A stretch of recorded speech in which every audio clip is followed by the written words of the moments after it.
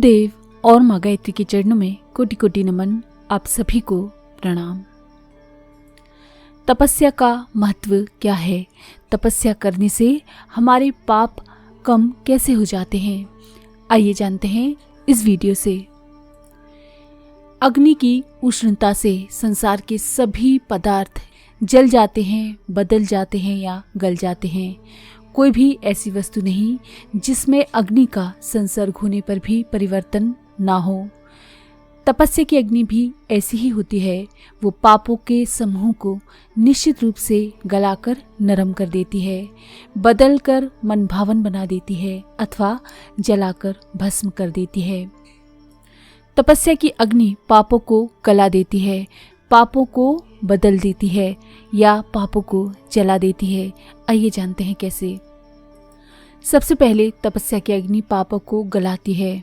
जो प्रारब्ध कर्म समय पा करके प्रारब्ध बन चुके हैं, जो हमारा भविष्य बन चुके हैं, जिनका भोगा जाना अमिट रेखा की भांति सुनिश्चित हो चुका है, वे कष्ट साध्य भोग तपस्या की अग्नि के कारण गलकर नरम हो जाते हैं। उन्हें भोगना आसान हो जाता है। जो पाप परिणाम 2 महीने तक भयंकर पेट दर्द होकर प्रकट होने वाला था, वो साधारण कब्ज बनकर 2 महीने तक मामूली गड़बड़ी करके आसानी से चला जाता है।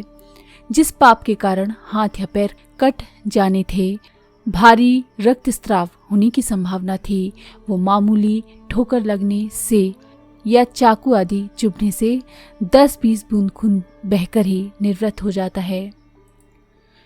जन्म जन्मांतरों के संचित वे पाप जो कई जन्मों तक हमको भारी कष्ट देने वाले थे, वे थोड़ी थोड़े रूप में निकल जाते हैं और इसी जन्म में निवृत्त हो जाते हैं और मृत्यु के पश्चात स्वर्ग मुक्ति का अत्यंत वैभवशाली जन्म मिलने का मार्ग साफ कर देते हैं।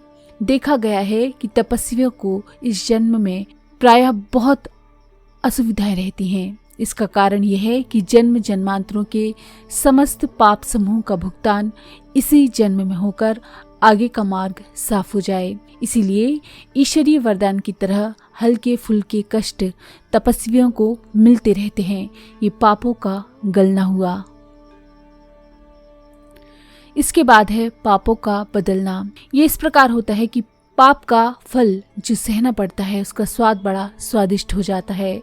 धर्म के लिए, कर्तव्य के लिए, यश कीर्ति और परोपकार के लिए जो कष्ट सहने पड़ते हैं वे ऐसे ही हैं जैसे प्रसव पीड़ा। प्रसूता को प्रसव काल में पीड़ा तो होती है, पर साथ साथ एक उल्लास भी रहता है कि सुंदर सा बालक का चेहरा देखने को मिलेगा, जिससे उसकी पीड़ा भूल जाती है। राजा हरिश्चंद्र, दधीची, प्रहलाद, मोरध्वज आदि को जो कष्ट सहने पड़े, उनके लिए उस काल में वे भी उल्लासमय थे। अंततः अमर कीर्ति और सद्गति की दृष्टि से तो वे कष्ट उनके लिए सब प्रकार से मंगलमय ही रहे। दान देने में जहाँ ऋण मुक्ति होती है, वहाँ यश तथा शुभ गति की भी प्राप्ति होती है। तब द्वारा इस प्रकार उधार पड़ जाना और मेहमान जीम जाना, ये दोनों कार्य एक साथ हो जाते हैं। इसके बाद आता है पापों का जलना। पापों का जल जाना इस प्रकार होता है कि जो पाप अभी प्रारब्ध नहीं बने हैं, भूल से, अज्ञान से या मजबूरी में बन पड़े हैं, वे छोटे मोटे अशुभ कर्म तप की अग्नि में जलकर अपने आप भस्म हो जाते हैं।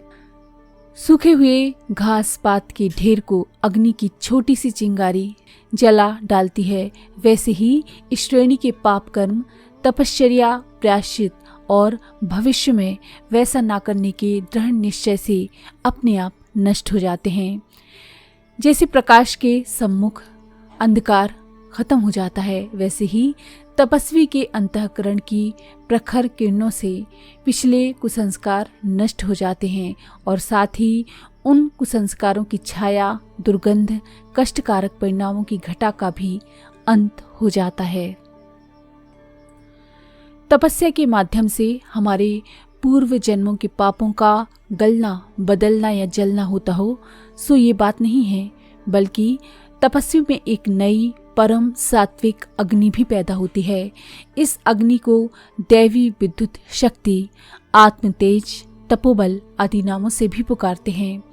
इस बल से अंतःकरण में छिपी हुई सुप्त शक्तियां जागृत होती हैं। दिव्य सद्गुणों का विकास होता है। स्फूर्ति, उत्साह, साहस, धैर्य, दूरदर्शिता आती है। संयम, सन्मार्ग में प्रवृत्ति आदि अनेकों गुणों की विशेषता परिलक्षित होने लगती है। कुसंस्कार, कुविचार, कुटेव, कुकर्म से छुटकारा पाने के लिए तपश्चर्या एक रामबाण अस्त्र है। प्राचीन काल में अनेक देवदानवों ने तपश्चर्या करके मनोरथों को पूरा करने वाले वरदान पाए हैं।